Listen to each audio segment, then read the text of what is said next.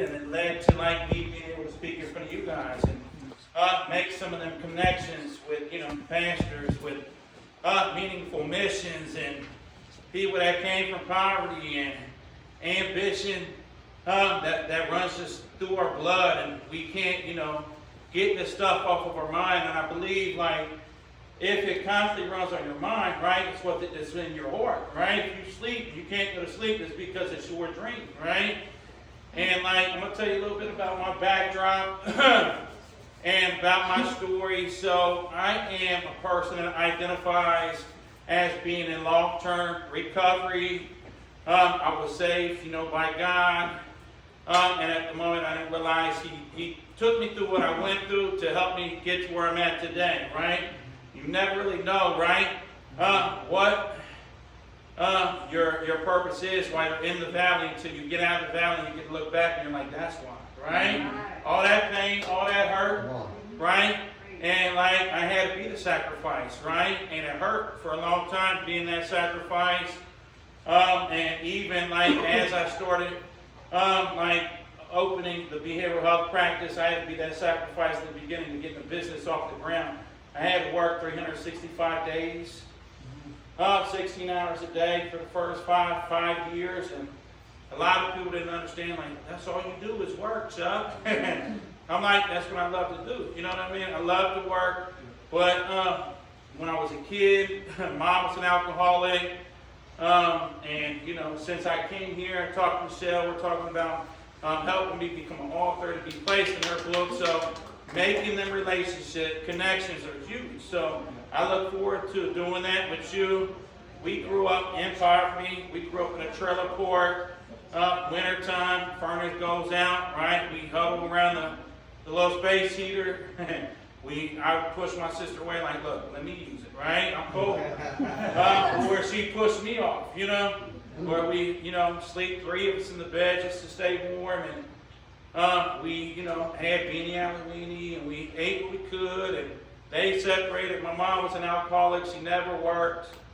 Lived in Section 8 her whole life, and never had her driver's license. And I told myself that I was never going to be like her. My dad, he was actually, he was a drug dealer, and then he broke off and started working twice, 2 jobs, extra hours. And I never realized how much it took to raise 3 kids on your own. Like now we got a family, we got a big family, right? We got 6 kids, me and her. Then we got my dad, so I got 8 people living in one house, right? And we just bought our dream home, right? Prior to that, I didn't buy a dream home until it was necessary to house that many people in one house. You know what I mean? I was cool where I was at, but I'm like, all right, I guess it's the time to pull the trigger, right? It's just a necessity. But yeah, so my mom, she drank herself to death. Sister still in active addiction. Brother committed suicide, shot himself in the chest. My daughter, her mom, right, died by a drunk driver. So I, inherited the street life at a very young age. Got into selling crack by the time I was 12. And looking back at it, I learned my business tactics in the streets, right? Yeah. I never realized that it served so much good, right, to learn, right? Some of those networking, connecting, utilizing the community, understanding profit, right? Giving good, good products to your customer, all that transitioned into, right, what I do today. So, but I started, using, drinking. Fast forward, I was in and out of institutions, in and out of jails, got shot, still got bullet fragments in my knee, pistol wet, dragged by the court, in and out of treatment centers, jails, IV heroin user. And I got to a point, right, where I was, bound to die. It was just a matter of time. I remember, right, this time, almost a little over 10 years ago, I decided to change my life. And my brother, when he was still alive, I seen him in the hospital. I went up and I stole a horse needle. I went back to my dad's house and I put 2 grams of heroin in the needle and I injected it, right? And I woke up, right, on the floor not knowing what was going on. And I looked up and I felt this, I heard this, right? Still voice, and it was God, and I could hear it vividly, right? I'm not going to allow you to die, but I'll allow you to live in this miserable mindset. You know what I mean? And I was like, ooh, that's worse than death. Like, I don't know, right? Because I knew at the bottom of the bottom, right? Like, I was robbing, cheating, and stealing. And this lady, right? She wanted to help me get clean. And she called me up, and she took me to her house. And it was like I had a aha moment, right? And I started saying the serenity prayer over and over and over. Prior to that, I got locked up, right? I turned myself in. I had a warrant. And they gave me an OR bond. It was the first time in my life I ever got an OR bond.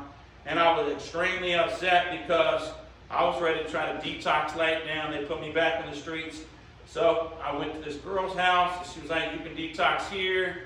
And I'm thinking about running off with her flat screen to go get one more. And like she's like coached me through it. And like I was able to get through the initial detox, right? And I got through that stage, and I was able to go to this sober living, right? And that's part of like who mentored me, right? Seeing other entrepreneurs doing what they're doing, right? When I'm in you become what you're around, right?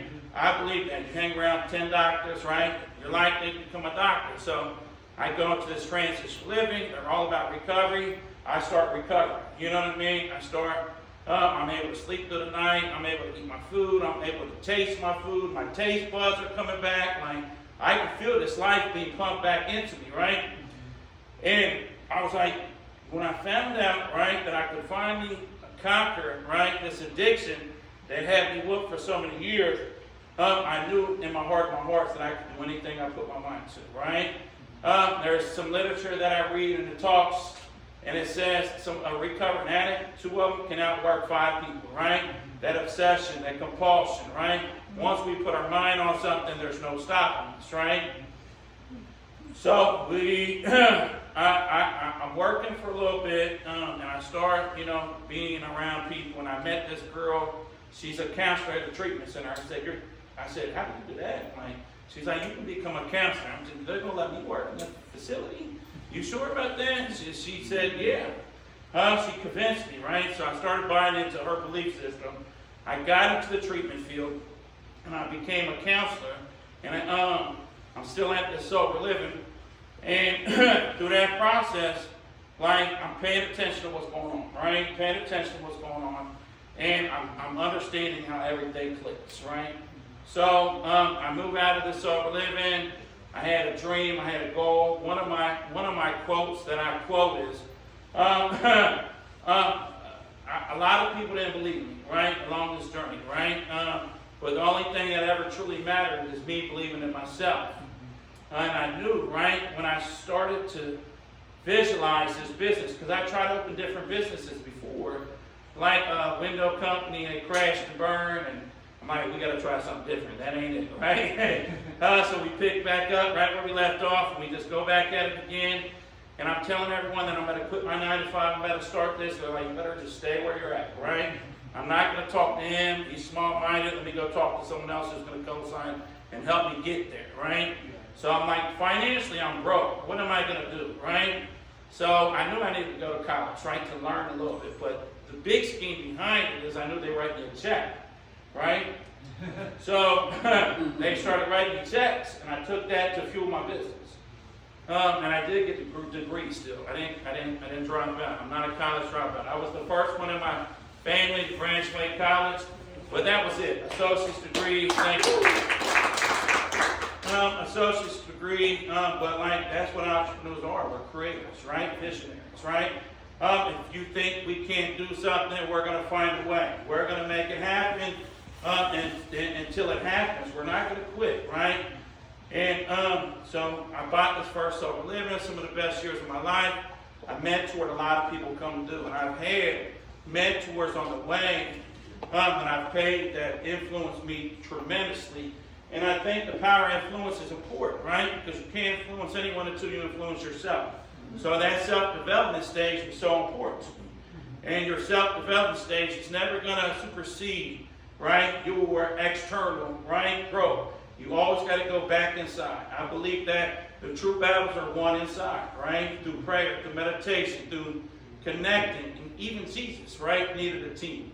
He had 12 disciples, right? So as we grow, right, and I grow this transition living, I was like, you know what? Like now I'm ready to open a treatment center. I'm sharing that vision. People are like, there's no way you're going to be able to pull that off because it's real complex, right? Very complex. You're dealing with a lot of red tape, a lot of different components that have to get finished for the whole puzzle to come together. But through like mentorship, shaking the right hands, getting to know the right people, and believing myself and being confident. When I wasn't working, right, I was in this study mode. I was studying, watching YouTubes. I was reading books. I was reaching out to other people that were in the field, and through that, momentum, right, because the morale that drives everything, I was able to put it together, right? I hardly know anyone that owns, right, a behavioral health practice without having like some type of PhD or you know what I mean? Some type of real high license. Like I have, right, a associate's degree, but I've learned how to, you know what I mean, put the whole pieces of the puzzle together through my ambition, my drive, and I know, right, through like that morale. I would have never had it without that morale. What drives you to do what you do? What are your whys, right? I know I was like, I want to get my family out of these ghetto situations, right? I want to be able to experience what life has to offer me, and I want to be able to make sure I break this generation curse. And I want to be able to be the example, right? I didn't see growing up. And he broke that down in 3 sections. I got 3 categories of people too, right? People that I help, right? And then family, loved ones, and friends, and then people I can learn from, right? And if a lot of times it's indirect, right? It's indirect. I'm reading through books.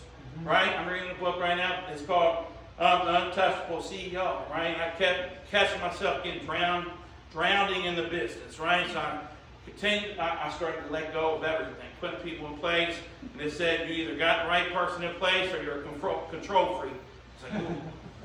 I was like, I'm a little bit of a control freak, right? Just a little bit. I was like, let's see if I got the right person in place. I'm letting go. And I found out I had the right people in place, right? I've always been that person that's been able to say that's the guy. Without a shadow of a doubt. I'll get resumes and I'm like, they look qualified, but he's the guy. And you look at his resume and it's like, you sure? On paper it don't look like it's him. But I know the person, right? Because I know the way they move, I know the way they talk, I know they're the man of their words, they stick to the commitment, they move in integrity. If they don't know it, they can be taught. And if they can be taught, they're going to soar like an eagle, just like I did. And a lot of people don't understand that. So this book, right, it talks about the COO should, manage the internal part of the business. And then the CEO, right, needs to take care of the vision, focus on the vision, and make sure you always have your pulse on every department in the business. So I was like, wow, that's pretty cool. You know what I mean? That's what I need to do. Like, I need to let go, right? Heather, my girlfriend, big shout out to her. Like, she really is the glue that keeps the company together, keeps the family together. They appreciate everything we do. It's like, if I ask her to do something, she does it, right? And like, you ever read, like, The 5 Languages of Love, Joe? So that book, right, in the first sentence, it says, many of us think we know our love language, but we don't. I thought my love language was like affection, time, right? Come to find out it was service. You know what I mean? Yeah. A woman of service, right? Willing to go like above and beyond 24/7, no matter what, right? She might get a little aggressive sometimes, a little feisty. That's because she's real passionate, and that's when that intuition, like I got the right person by my side. Same thing with business. Like if you have that niche and you're able to put together and win a team, I believe you can take your vision anywhere you want, Joe. We got 52 employees now, over 80 clients. I'm getting ready to put everything back on the table again, roll the dice again. It's a little nerve-wracking, but I know, right, at this point, like what we've done over and over and over works. So we're ready to take it to the next level. right? To be able to make more money, right? To be able to provide more opportunities, right? Each family, each employee gets to feed their family, feed their kids. That works for me. Yeah. So that helps me sleep at night, knowing, right, we're providing for 52 families, right? 10 years ago, you didn't even want to be around me. 10 years ago, if you would have said my name, right, or if you see me come, you would have went the other way. Now, I can't get people away from me. Hey, Chuck, let me wired out. Hey, Chuck, let me do this. Hey, Chuck, let me do this. I'm like, you know, it's kind of like I feel like I need to hide sometimes. But with great power comes great responsibility. And I think giving back is important. In Malachi 3:10, it talks about tithing, right? It talks about when you give your time, your talent, or your money, right? God opened a window in heaven that He'll overflood you with so many blessings. It's going to be so hard, right, for you to keep them all, that you're going to have to, for you to contain on your own, that you got to give them back, you know? And as you do that, right, you're going to continue to get more. That's not why we do it. It's just spiritually the way it's set up. And I got so many blessings now. Like, I see why God blessed me, right? To take care of a big family, to take care of a community that has entrusted me. And I've never thought that would be my story, you know, to be where I'm at today. And as an entrepreneur, they say, right, focus on one thing, right, execute that for a long time.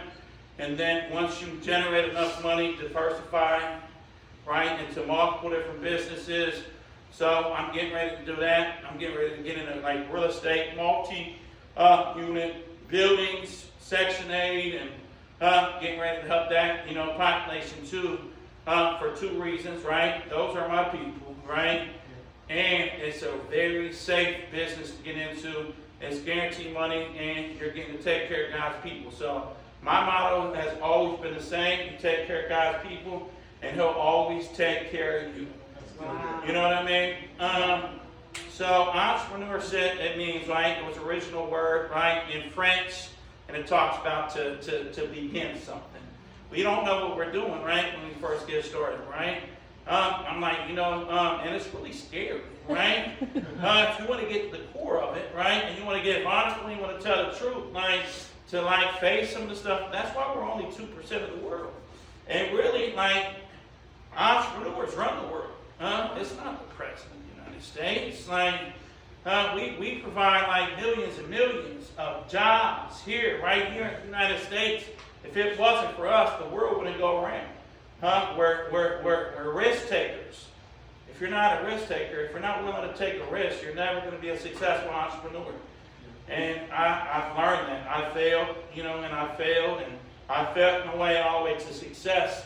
And I know, right, this is just the beginning. I know I'm really just now starting to warm up, and I'm going to strike every time the skillet gets hot. That intuition, I know when to move, I know when to sit still, I know when to be patient, and I know how to read the room and pay attention to who can help me. You know what I mean? Like, you may be able to help me scale my business one day. I need family insurance. I'm looking for that right now, right? Joe's going to help me build my coaching career one day. I'm going to do podcasts with John. And like, you can maybe some trading, you know, maybe not. I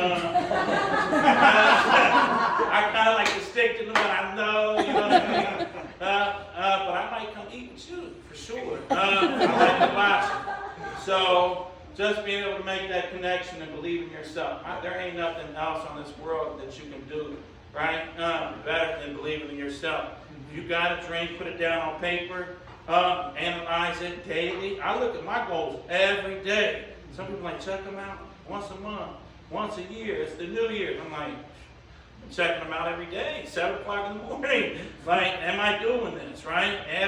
And then, like, how my day scheduled throughout the day. I start with the hardest project in the morning, and I work my way down. A lot of people start with ice baths. I ain't got there yet. I thought about it. Maybe I'll get that. The pool, right? I might jump in the pool after this. But like, ice showers. I'll do an ice shower to kind of wake me up and get me motivated. But to really just take a second to reflect on the day, right? What's most important? I think if you can prioritize, right, what's most important all the way down to the least and manage your time, if you're able to do that, really just the small things, like you're going to be able to knock it out of the park, right? If I'm able to understand, because a lot of people be distracted. They got so much energy, so much drive, but they waste it in the wrong areas. You got to know when to say no, and you got to know when to say yes. And you got to be able to do that day in, day out. Routine's everything. My routine has been similar for the last 5 years. The only time I change it, if God tells me to change it, right? Or if I'm heading a different direction, I let something go and I start something new. So I love business. I love helping people. I love helping people that went through similar struggles like I did. I love helping people break the criminology thought process, thinking that selling drugs is the way out. I was misled for a long time. You know how much money is really out here? You know how hard it is to make $10,000 on the block in a month? That's a lot of work. That's a lot of work. But like, if you really get into entrepreneurship in real business, doing it legally, like the sky's 10 times the limit. I was never taught that. Where was the mentorship?